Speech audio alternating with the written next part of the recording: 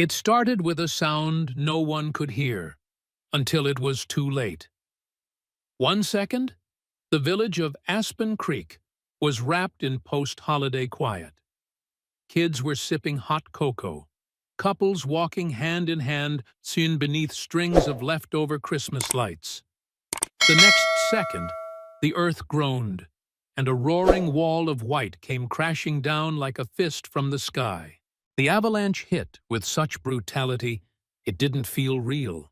Snow swallowed cabins, trees snapped like pencils, cars were tossed like toys, and in a terrifying instant, the town went silent, buried, crushed under ice and dread.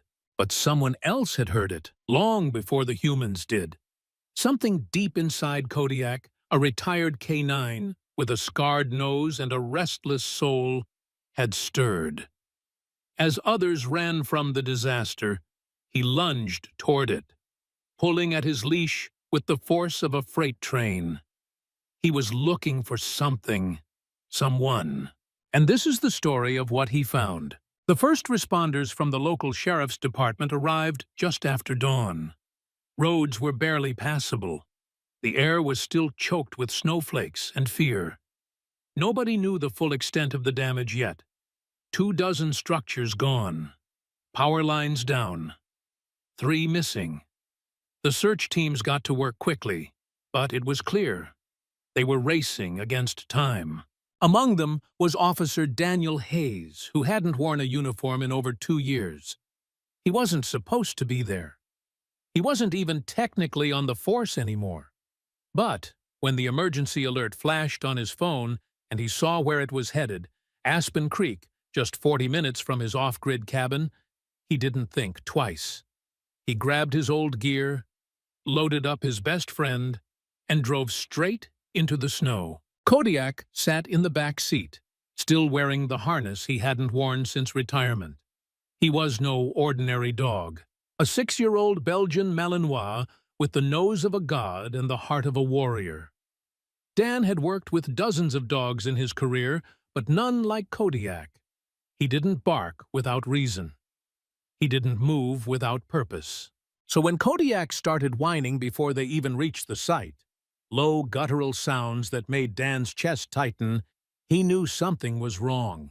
They arrived at the perimeter. Deputies waved Dan through with a mix of surprise and relief.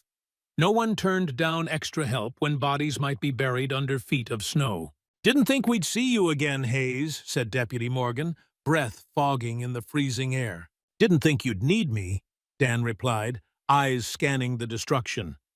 "But Kodiak's already picking something up." Morgan's eyebrows raised. "From here?" Dan just nodded. "He knows." The search grid had been laid out. Teams were assigned sectors. Dogs were deployed. Everyone moved with precision and urgency. But Kodiak pulled away from the path. Again and again, he refused to follow the human trail markers. Instead, he yanked Dan hard to the left, toward a mound of snow that looked indistinguishable from the others. No broken chimney, no scattered toys, just white. Endless white. Kodiak dropped to the ground and started to dig. At first, the others thought it was just residual scent, maybe animal, maybe nothing. But Kodiak didn't stop. 5 minutes. 10. 20. His claws bled. His chest heaved. But he kept digging. Dan knelt beside him, scooping snow with his gloved hands. No one else paid them much attention, until Kodiak let out a sudden, sharp bark that cut through the noise like a gunshot. Dan froze. "You smell something?" Kodiak's head whipped back to the hole. He barked again, this time louder, urgent. Dan didn't hesitate.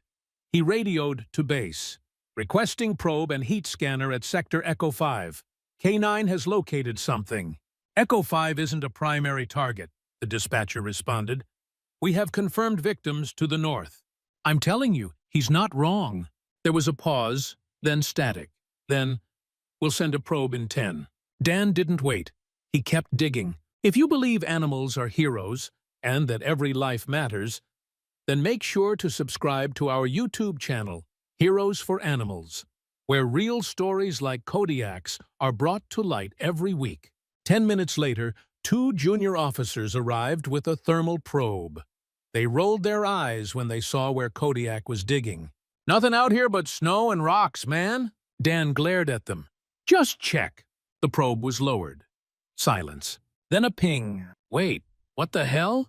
The scanner picked up a small heat signature. Faint. Almost imperceptible. But there. Could be equipment.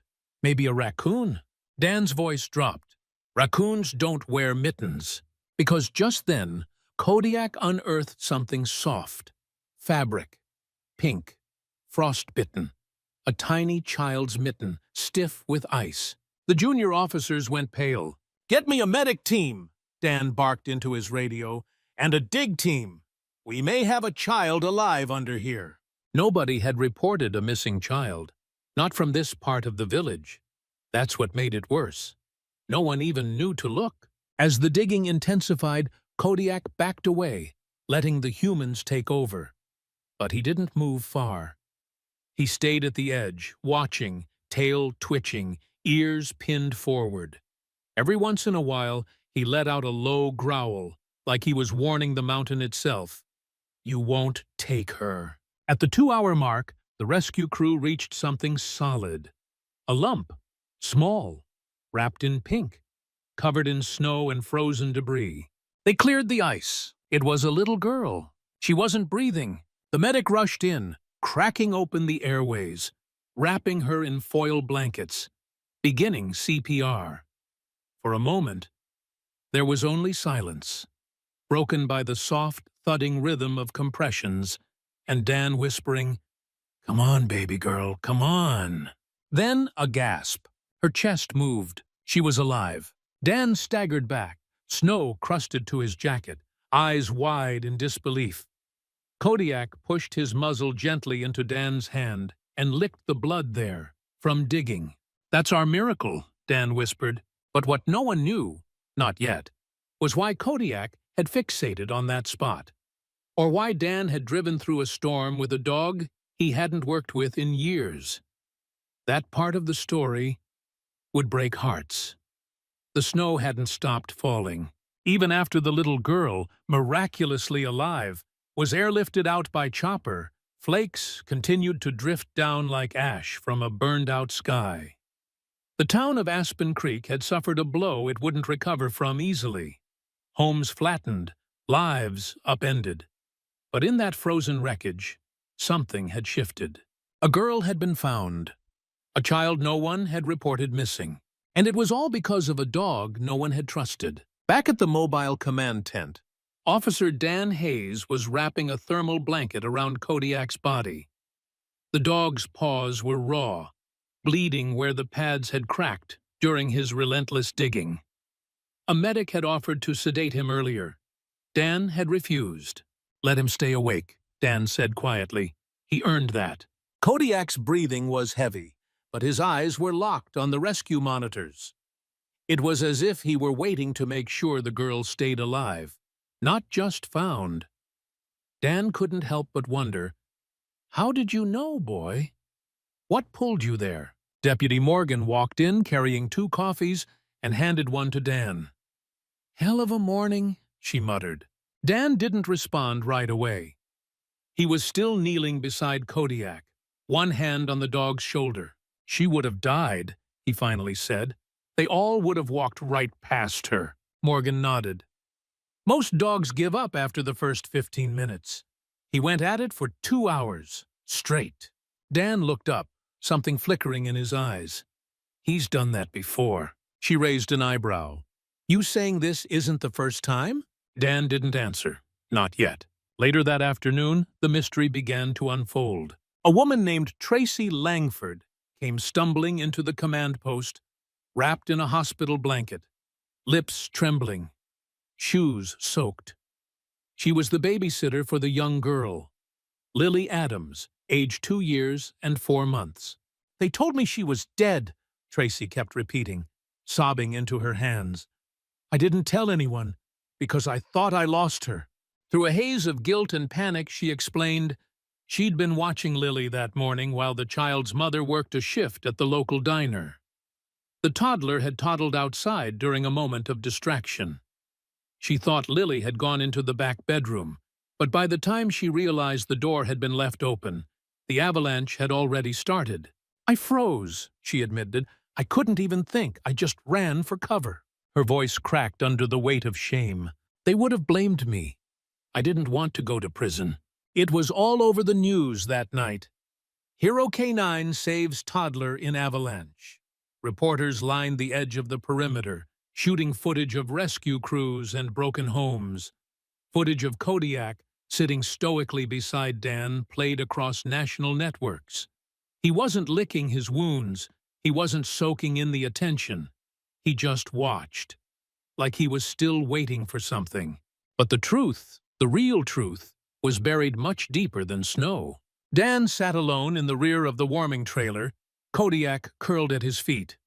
The only light was the red-orange glow of a propane heater in the corner. He pulled out an old photo from his wallet. It was creased, the edges soft from being handled too many times. A toddler with curly blonde hair and a missing front tooth smiled back at him. Her name had been Emma. 4 years ago, Dan had responded to a winter landslide in a similar mountain town. Emma was his daughter, and Kodiak's first search.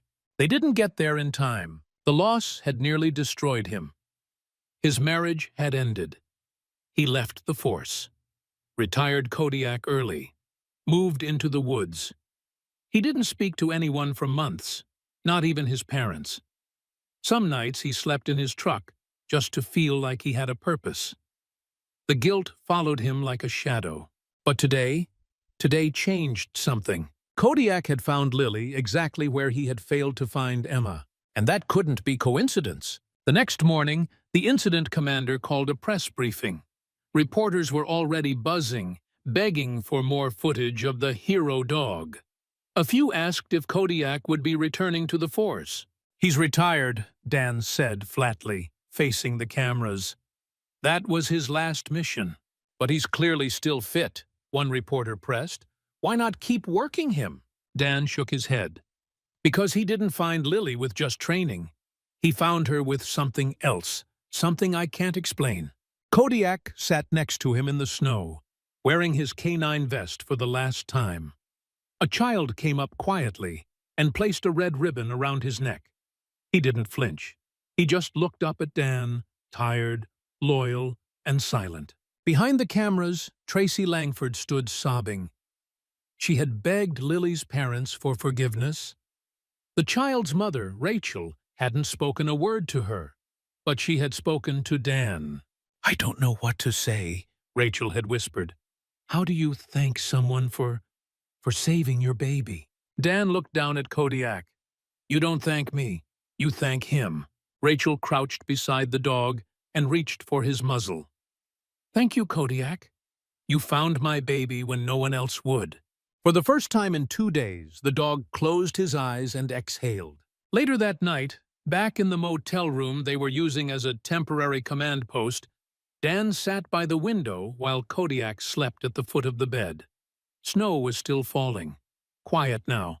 Gentler, somehow. Dan lit a candle and placed it on the windowsill beside Emma's photo. "I don't know if you guided him," he whispered into the dark, "but he found her. He brought one back. Maybe that's enough." A knock came at the door. Rachel Adams stood outside, holding Lily in her arms. The girl was bundled up, cheeks red, clutching a new stuffed bear. She smiled at Dan, then reached toward the floor where Kodiak had just stirred. Rachel knelt and let Lily walk. The toddler toddled straight to the dog and laid the bear beside him like an offering. "Is he yours?" Rachel asked quietly. "He was," Dan said, voice tight. "He saved my daughter," she said. "If he ever needs a home, he has one." Dan didn't respond, but the look on his face said it all. The mission was over, but the bond wasn't. It should have been over. The girl was alive. The storm had passed. The media was moving on. And Kodiak, limping but proud, had found peace in retirement. But for Dan Hayes, something still lingered. A question, a weight, a knot in his gut that refused to come undone. Because the dog hadn't just found a child buried in the snow. He had gone back to the same place where Dan had lost his own. And now, something else was pulling at Dan. Not just grief, not just relief. It was the creeping feeling that this, all of this, had happened for a reason. 3 days after the rescue, Dan sat on his cabin porch with a mug of black coffee and Kodiak curled at his feet. The wind howled through the pines. Aspen Creek was quiet again. Too quiet. Dan scrolled through an article on his cracked phone. Miracle in the Rockies. K9 saves child after avalanche. There were photos of Lily in the hospital, smiling beside a balloon. Rachel Adams had released a statement thanking the heroic dog and the officer who trusted him. But as Dan reached the end of the article, something caught his eye. A name. Tracy Langford, babysitter, 28 years old. No criminal record. A local who'd moved back to help her ailing mother. Except Dan had a strange sense of déjà vu. He opened his old department email, searched her name, and there it was, a report from 4 years earlier. Tracy Langford had been working at a daycare center one town over when a 3-year-old girl went missing during a snowy recess. The girl's name? Emma Hayes, his daughter. Dan dropped his phone. His hands were shaking. He remembered that day like a scar burned into his memory. The way he had searched. The way the world had gone mute when they found Emma's shoe at the edge of the woods. And then, nothing. Not a body. Not a trace, just snow and silence. Tracy had never been named in the official report, but she had been on duty, assigned to watch the playground that morning. And now she was here, again, in Aspen Creek, with another missing child. Dan stared down at Kodiak. "You knew," he whispered. The dog didn't move, but his eyes flicked up, watching, listening. Dan felt a cold wave roll through him, not from the weather, from something deeper, something old. He had to talk to her. He drove back into town, stopping outside the temporary shelter where displaced families were staying. Tracy was there, folding donated clothes beside a heater. When she saw Dan approach, her face paled. "You found her," she said softly, as if trying to disarm him. Dan nodded. "Lily's a fighter, but I'm not here for thanks." She swallowed hard, then turned back to the folding table. "Look, I've already talked to the sheriff. I told him everything I know. It was a mistake. I didn't mean for her to go outside. That's not what I'm asking." She froze. Dan stepped closer. "Do you remember Emma Hayes?" Tracy's face drained of color. I don't." "She was 3. She vanished from the daycare you worked at, in Ridge Hollow, 4 years ago. That was my daughter." Tracy looked down, hands trembling. "I never forgot your face," Dan said. "I just didn't know your name until now." A long silence followed. Then she whispered, "I didn't do anything wrong." Dan's voice cracked. "Then why didn't you come forward when you recognized me?" Her eyes filled with tears. "Because I thought you'd blame me. Everyone did. I was young. I was new. I froze up that day. I looked away for 10 seconds. 10 seconds. And she was just gone." Dan felt the rage rising, hot and electric. "She was my world," he growled. "I know," she whispered, "and she still is." Dan stormed out of the shelter. The air felt thinner. Every step back to the truck felt heavier. Kodiak was in the passenger seat, head tilted. Dan didn't say a word, just stared at the empty road ahead. He was back where he started. No answers, just more snow. That night, he couldn't sleep. He kept seeing Emma's face, hearing her laugh, remembering the scent of her shampoo, the way she called Kodiak Coco. And then, at 2:13 a.m., he remembered something. A sound. The last time he'd taken Kodiak to search for Emma, The dog had stopped beside an old storm drain. He barked, circled it. Dan had dismissed it. It was too far from the playground. Too improbable. But what if? By sunrise, he was already packed. Kodiak jumped into the truck, tail thumping against the seat. Dan took the same back roads he had driven 4 years earlier. Same biting wind. Same gray skies. They arrived at Ridge Hollow in under an hour. The old daycare was closed now, windows boarded, roof partially collapsed. But the drain was still there, covered in ice, partially frozen shut. Kodiak jumped down and sniffed the air. "Find her," Dan whispered. The dog paused, then barked. Once, loud, clear, focused. He began pawing at the drain cover. Dan grabbed a crowbar from the truck. Together they worked. Man and dog. Breaking ice. Tearing rusted bolts. At last, the cover came loose with a scream of metal. The opening led into a narrow concrete tunnel, no more than 3 feet wide. Dan climbed down first, Kodiak following behind. The smell was musty, rotting, but beneath it, something else, something familiar. Kodiak walked a few feet, then stopped. He scratched at the ground. Dan's flashlight landed on something. A pink ribbon, threadbare, dirty, but still there. Dan sank to his knees, ears welled up. It was Emma's. It had been in her hair the morning she disappeared. They kept searching. The tunnel led to a locked grate that opened near an old park. Dan called the sheriff. Forensics teams came in. No body was found. But what they did find was a buried lockbox, sealed and rusted.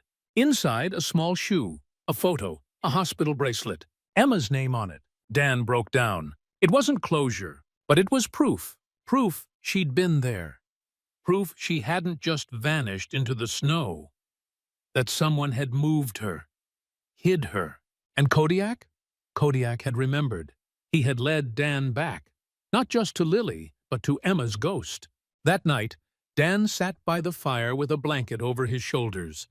He held the photo in one hand, the ribbon in the other. Kodiak slept with his head on Dan's lap. "You didn't fail," Dan whispered. "You never failed. You just never stopped searching." He looked down at the sleeping dog and finally said what he hadn't been able to say for 4 years. "Thank you." Dan Hayes had been a cop long enough to know when something didn't add up.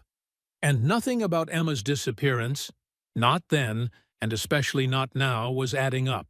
The pink ribbon, the shoe, the hospital bracelet found inside the storm drain lockbox. They weren't just pieces of the past. They were breadcrumbs, deliberately left, preserved, almost like a message someone had been too afraid or too guilty to send.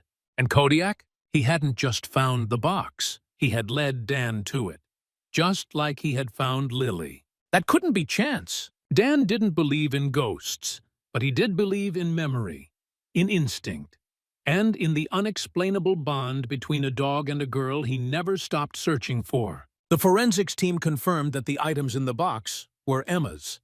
The ribbon even had traces of her DNA still on it, though it had deteriorated.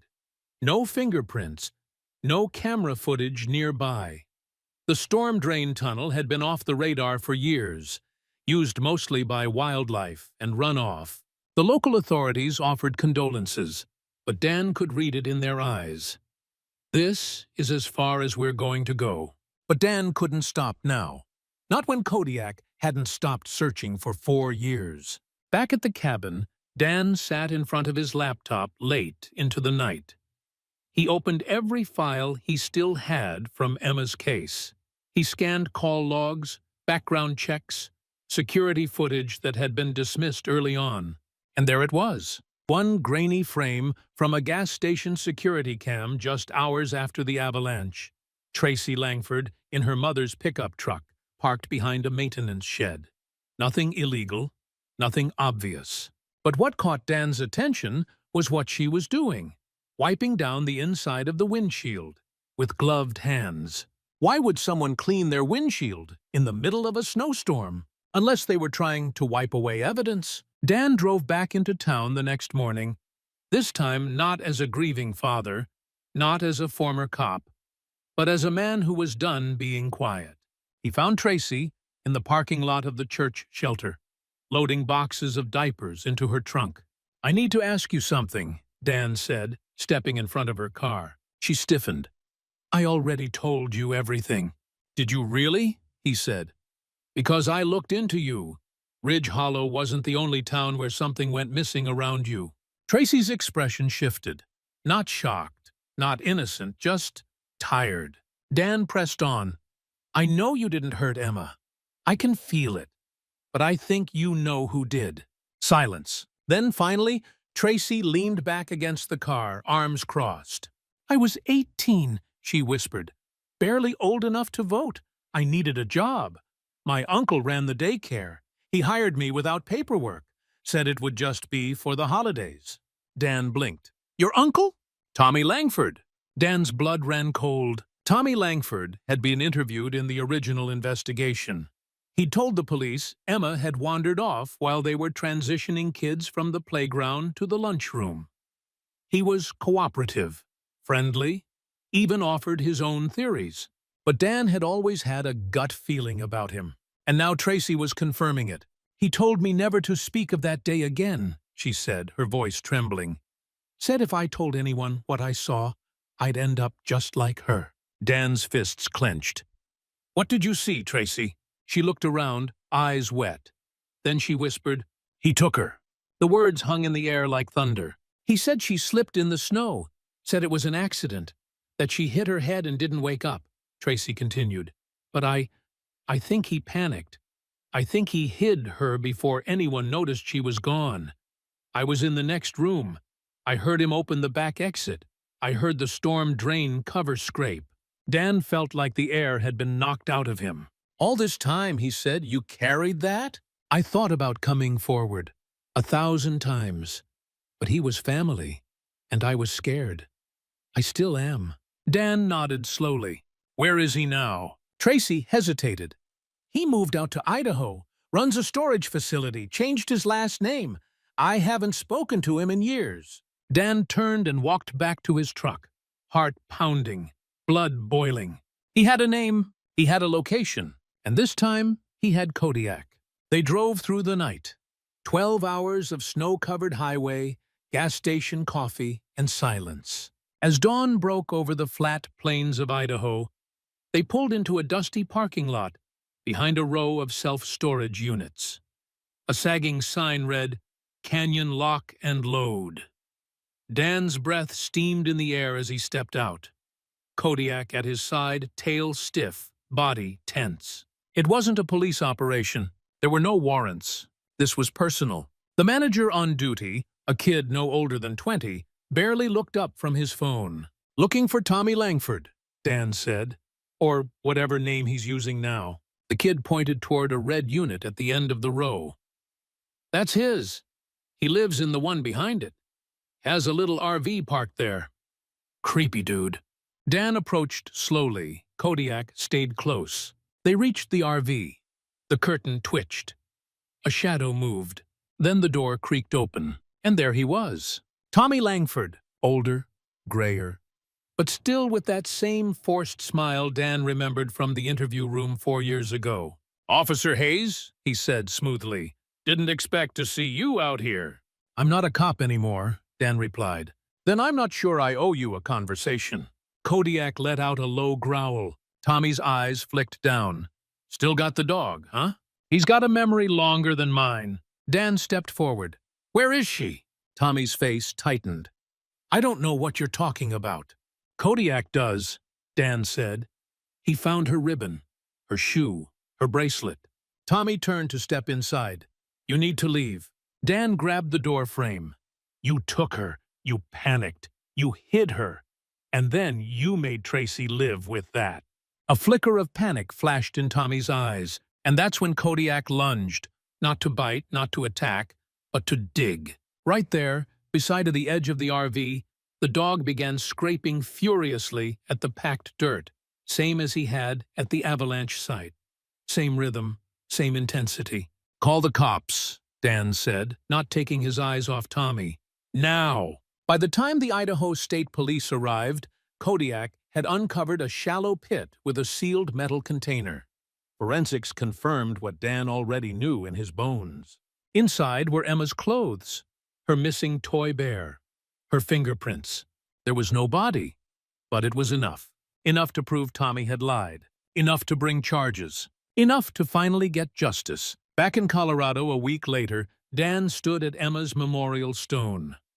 Kodiak sat beside him, eyes calm. "We didn't find her," Dan whispered, "but we found the truth." He placed the pink ribbon at the base of the stone. "And you," he said, turning to Kodiak, "you never gave up, not once." Kodiak leaned against him, and for the first time since that winter day 4 years ago, Dan felt like he could breathe again. The headlines faded in less than a week. Former cop and K9 crack cold case. Man arrested in 4-year-old missing child investigation. K9 hero helps solve mystery behind Colorado avalanche rescue. But for Dan Hayes, it didn't fade at all. It lingered, in the space between each breath, in the way he watched the world now. Lighter, somehow, but also heavier. Because the moment Tommy Langford was arrested and extradited to Colorado, Dan realized something terrifying. He no longer had a reason to keep searching, and that scared him more than he ever expected. Back at the cabin, the silence felt different. Not empty, just still. The kind of still that comes after a storm, when the wind stops pushing and the trees stop cracking. Just the weight of snow on branches, and the hum of a heater trying to keep up. Dan stood at the sink, rinsing out Kodiak's food bowl. The dog lay stretched out on the rug near the fireplace, his chest rising and falling, calm. It had been a week since they'd returned. A week without interviews, without cameras, without digging into the past. And in those quiet moments, Dan began noticing the small things again. Kodiak's limp was more pronounced. His back legs took a second longer to stand. He took longer naps in the sun. The scars on his paws from the avalanche hadn't fully healed. Dan dried the bowl with a dish towel, then knelt beside him. "We're not young anymore, huh?" Kodiak opened one eye, then gave a lazy tail thump. Dan smiled. "Guess we both deserve a little rest." But rest wasn't what knocked on Dan's door 2 days later. It was Rachel Adams, Lily's mom. She was bundled in a pea coat, snow boots scuffed, cheeks red from the cold. In her arms, Lily held tightly to a new stuffed bear, a twin to the one she had laid beside Kodiak in the hospital. "I didn't want to come unannounced," Rachel said, shifting awkwardly on the porch. "But I've been thinking about it a lot, and Lily's been asking about the dog." Dan stepped aside.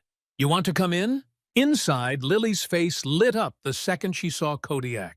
She ran over to him, dropping the bear at his side again, like it was tradition. Kodiak lifted his head, sniffed, and let out a soft huff that made her giggle. Dan watched the moment from across the room.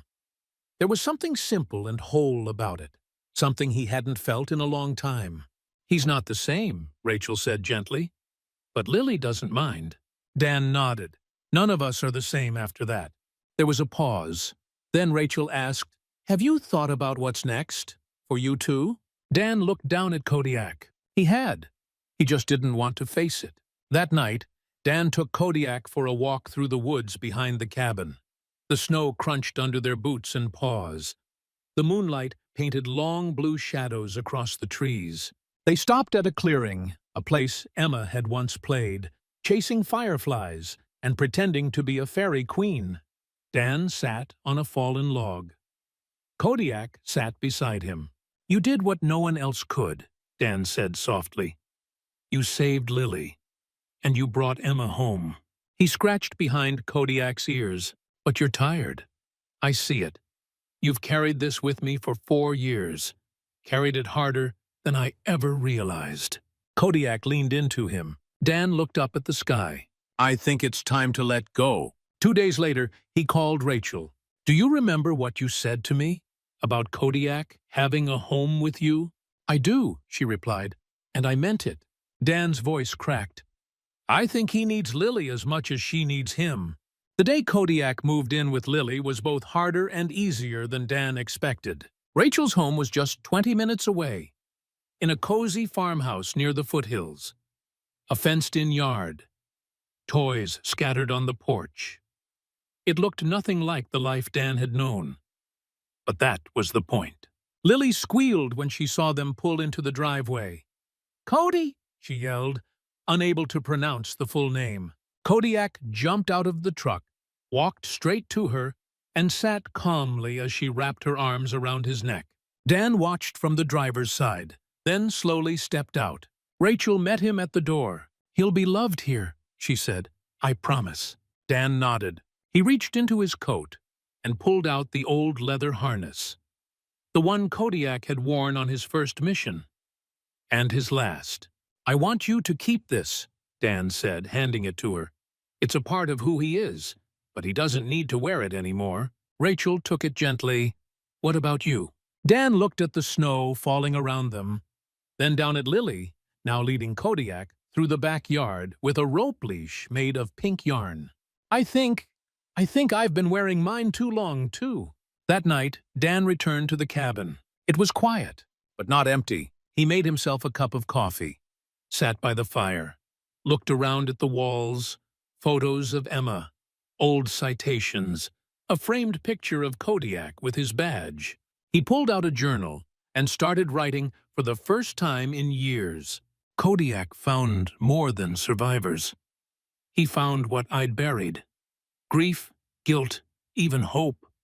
He never gave up on any of it. And because of that, I can finally rest. Not in sorrow, but in peace. He closed the journal and whispered, "Good boy." The next morning, he received a text from Rachel. Lily and Cody playing dress-up. She made him a crown.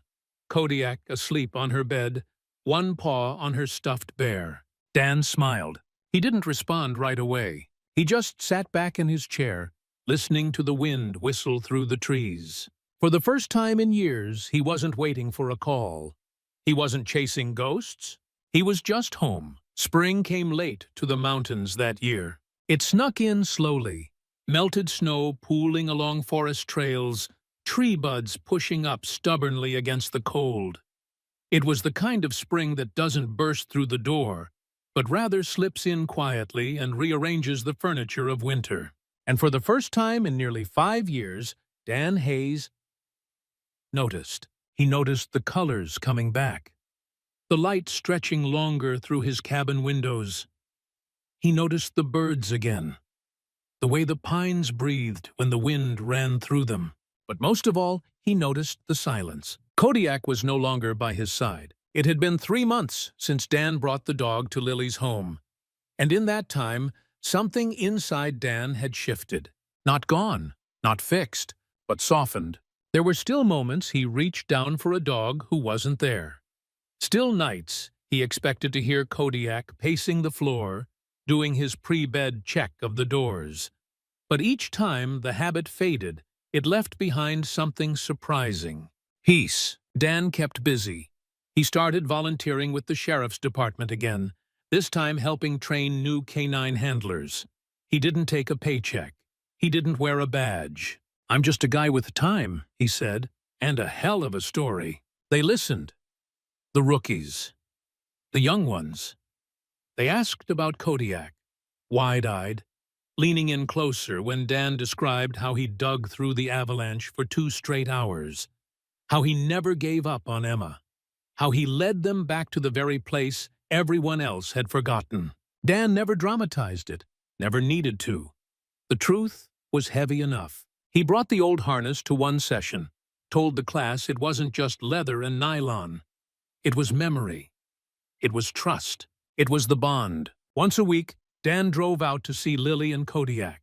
Sometimes they stayed on the porch and talked. Other times, they walked the woods behind Rachel's house, Lily chattering away while Kodiak trudged slowly behind her like a gentle old guardian. Dan watched the two of them and felt something he hadn't felt in a long, long time. Hope. One Saturday afternoon in May, Rachel called. "I thought you should know," she said gently. "He's slowing down more now." Dan didn't speak. "He still plays, still eats, But the vet says it's age and what he's been through. Dan drove out the next morning. When he arrived, Kodiak was lying in the sun on the back porch, breathing slow and steady. Lily was sitting next to him, reading him a book, holding it up like he could see the pictures. Dan didn't interrupt. He just sat beside them and listened. When Lily got up to play, Dan reached down and scratched Kodiak's ears. "Hey, partner," he whispered. "Long time." Kodiak opened his eyes briefly, then let them close again. Dan stayed for hours. That night, he carried Kodiak inside and laid him on his favorite rug. He knew it would be the last time. Kodiak passed quietly 2 mornings later. No pain, no whimper, just sleep and stillness. Rachel called Dan immediately. He drove over in silence, parked in the driveway, and didn't move for a long time. When he finally stepped inside, he saw Lily sitting beside Kodiak's body, holding his old red harness. "He was waiting for you," Rachel whispered, eyes red. Dan nodded, swallowing hard. He knelt down, kissed Kodiak's head, and laid the harness across his chest like a medal. "You did everything you were ever asked to do," he said, "and more." They buried him under a tree near the back field, where Lily liked to play. Dan carved a small wooden marker by hand. Kodiak Protector, Partner, Peacebringer. In the weeks that followed, Dan found himself revisiting old journals, flipping through case files he'd long since buried. Not out of grief, but gratitude. Kodiak had led him back to his daughter. He'd saved another little girl from the same fate. And he'd shown Dan that even the deepest wounds don't mean you're broken, just scarred in a way that proves you lived. A month later, Dan stood in front of a packed auditorium at the state K9 conference. The crowd was quiet, the lights warm. Behind him, a large screen projected an image of Kodiak, standing tall in the snow, eyes fierce, vest zipped, tail still. Dan took a breath. "I'm not here to talk about loss," he said. "I'm here to talk about what we carry and what we leave behind." He paused. "I lost my daughter in the snow, and in the silence that followed, I lost myself. But Kodiak, he never stopped listening, never stopped believing. And in the end, he brought both of us home." He held up the harness. "This isn't just for tracking or obedience. This is a promise. One you make to your partner. One that says, I trust you with everything, especially the things I can't carry alone." The crowd rose to their feet. Applause thundered through the room. Dan didn't cry, but his heart did. Today, there's a new photo on Dan's cabin wall. It's not of Emma or of Kodiak in uniform. It's Lily, sitting in a field of dandelions, holding the red harness like a crown in her lap. She's smiling. Behind her, the shadow of a dog rests just out of frame. Dan looks at it every morning. He makes his coffee, opens the back door, and whispers into the wind, "We're okay now." Thank you for following this emotional journey between Dan and Kodiak, a story of love, loyalty, and the long road home. What did this story make you feel? Do you believe dogs like Kodiak are born heroes? Or do they become one through the bonds they build? Let us know in the comments below. And if you haven't yet, subscribe to Heroes for Animals to hear more true stories of the four-legged angels who change our lives forever.